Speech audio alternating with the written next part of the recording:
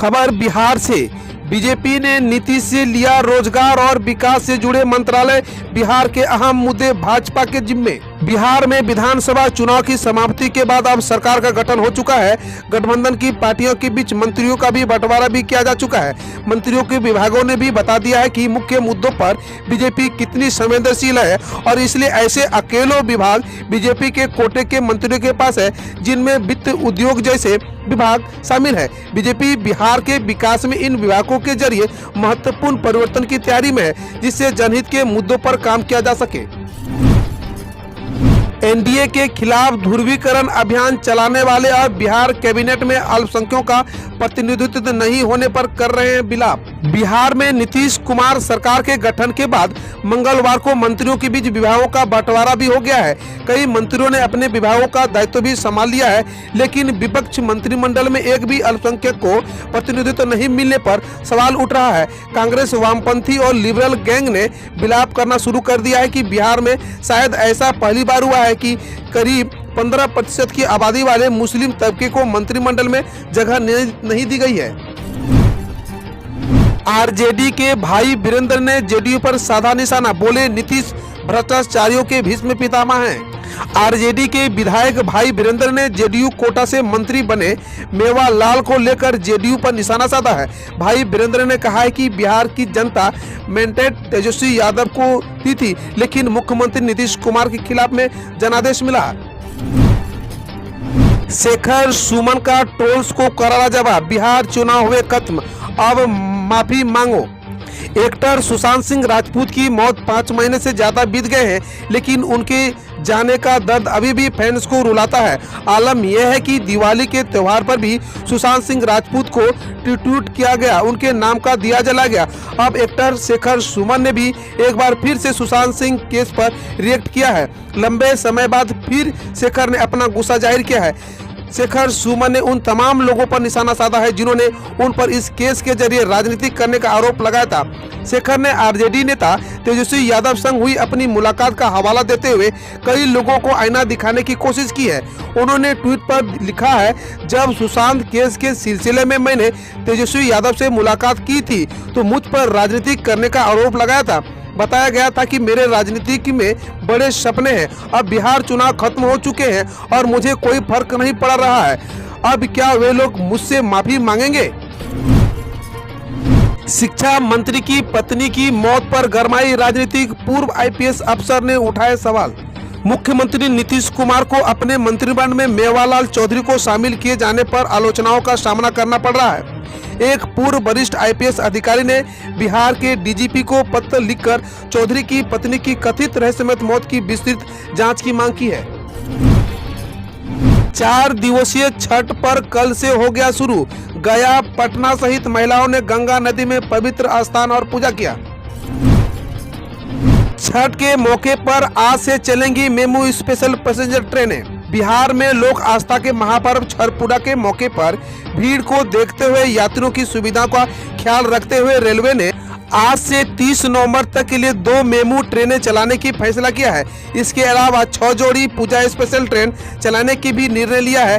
Railway ने इसके लिए पूरी तैयारी कर ली है। समस्तीपुर रेल मंडल के दरभंगा से पटना और सहरसा से पटना के बीच मेमू पैसेंजर ट्रेनों का परिचालन आज से 30 नवंबर तक प्रतिदिन किया जाएगा। रेलवे ने मेमू ट्रेनों की समय सारणी जारी कर दी है। यात्री अनारक्षित काउंटर या मोबाइल ऐप के जरिए टिकट लेकर इन ट्रेनों में यात्रा कर सकते हैं।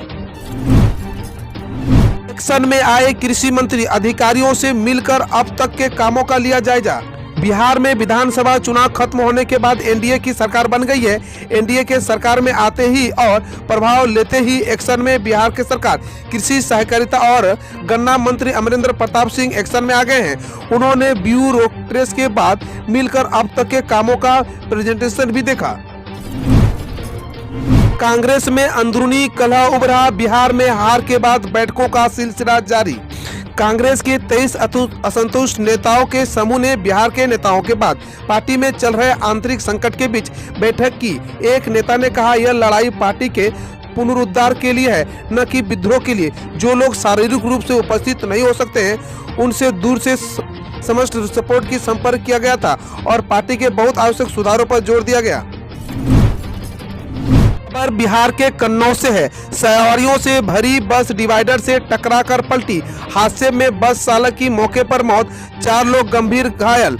बस में मौजूद थी 80 सवारियां, कई को आई चोटें। बिहार में समस्तीपुर से दिल्ली जा रही थी बस। तालग्राम थाना क्षेत्र के 175 कट पर हुआ था हादसा। अब खबर जाने देश विदेश से। कांग्रेस नेता राहुल गांधी बोले, बैंक मुसीबत में है और जीडीपी भी। महंगाई इतनी कभी नहीं थी, विकास या विनाश है। कांग्रेस नेता राहुल गांधी ने ट्वीट किया है, बैंक मुसीबत में है और जीडीपी भी। महंगाई इतनी ज्यादा कभी नहीं थी, ना ही बेरोजगारी। जनता का मनोबल टूट रहा है और सामाजिक न्याय प्रतिदिन कुचला जा रहा है। विकास है या विनाश है। गौरतलब है, आरबीआई के अनुरोध पर सरकार ने लक्ष्मी विलास बैंक पर 30 दिन का मोराटोरियम लगाया है। साकिबुल हसन को जान से मारने की धमकी देने वाले बांग्लादेशी शख्स गिरफ्तार। बांग्लादेश पुलिस ने क्रिकेटर साकिबुल हसन को फेसबुक लाइव पर जान से मारने की धमकी देने के आरोप में मोहसिन तालुकदार को गिरफ्तार किया है। दरअसल कोलकाता में काली पूजा के उद्घाटन के मामला में मोहसिन ने मुस्लिमों की धार्मिक भावनाओं आघात करने को लेकर साकिब को धमकी दी थी। इसके बाद साकिब ने इसको लेकर सफाई दी थी। एससी ने बरकरार रखा यूपी सरकार का 69,000 शिक्षकों की भर्ती की कट ऑफ बढ़ाने का फैसला।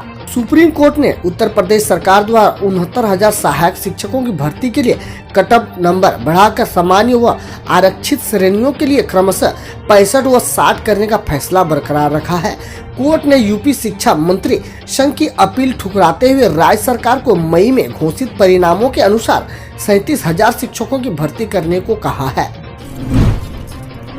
श्रीलंका के पूर्व मंत्री ने कोविड-19 के बीच बिक्री को बढ़ावा देने के लिए खाई कच्ची मछली। श्रीलंका के पूर्व मत्स्य मंत्री दिलीप बेदराक्षी ने कोविड-19 के बीच मछली की बिक्री को बढ़ावा देने के लिए एक प्रेस कॉन्फ्रेंस में कच्ची मछली चबाई। उन्होंने कहा, देश के लोग मछली नहीं खा रहे हैं, डरिए मत, आपको कोविड-19 संक्रमण नहीं होगा। दरअसल कोलंबो के पास एक मछली बाजार में कोविड-19 प्रकोप सामने आने के बाद मछली की बिक्री घट गई है। दिल्ली में छठ पूजा पर पाबंदी को लेकर मनोज तिवारी ने केजरीवाल को कहा, नमक हराम सीएम।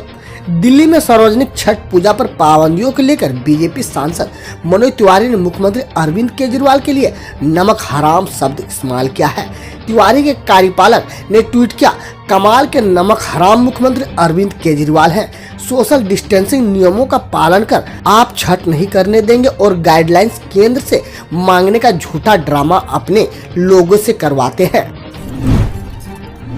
अब लॉकडाउन नहीं होगा, लेकिन कुछ व्यस्त जगहों पर पाबंदियां लगा सकते हैं दिल्ली सरकार। दिल्ली के स्वास्थ्य मंत्री सत्येंद्र जैन ने कोविड-19 के बढ़ते मामले के बीच कहा है कि अब कोई लॉकडाउन नहीं होगा, लेकिन कुछ व्यस्त जगहों में स्थानीय स्तर पर पाबंदियां लगाई जा सकती है। उन्होंने कहा, अधिक से अधिक टेस्ट किए जा रहा है। वायरस छठ पूजा पर बड़ी संख्या में लोगों के जुटने से फैल सकता है, इसलिए पाबंदियां लगाई गई है। गोवा के पूर्व राज्यपाल मृदुला सिंह का निधन, पीएम मोदी ने जताया शोक। गोवा के पूर्व राज्यपाल व वरिष्ठ बीजेपी नेता मृदुला सिंह का बुधवार को 77 वर्ष की आयु में निधन हो गया। उनके निधन पर प्रधानमंत्री नरेंद्र मोदी ने शोक जताते हुए लिखा, मृदुला सिंह जी को जन सेवा के लिए उनके प्रयासों को लेकर याद किया जाएगा। उन्होंने साहित्य के साथ साथ सांस्कृतिक की दुनिया में भी व्यापक योगदान दिया है। ऑस्ट्रेलिया दौरे से पहले क्वारंटीन में रह रहे हैं विराट कोहली ने शेयर किए तस्वीर। वनडे, टी20 और टेस्ट सीरीज के लिए ऑस्ट्रेलिया दौरे पर गए भारतीय कप्तान विराट कोहली क्वारंटीन में है और उन्होंने मंगलवार को सोशल मीडिया पर एक तस्वीर शेयर की।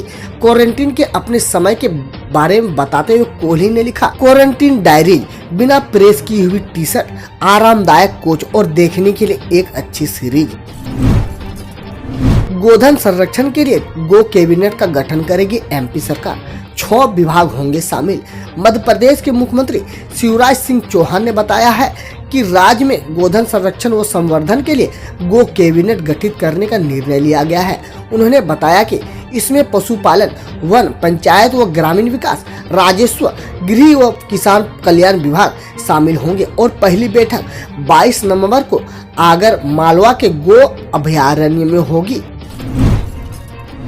दुनिया भर में कोविड-19 के संक्रमण के मामले हुए 5.5 करोड़ के पार, 13.29 लाख की हुई मौत।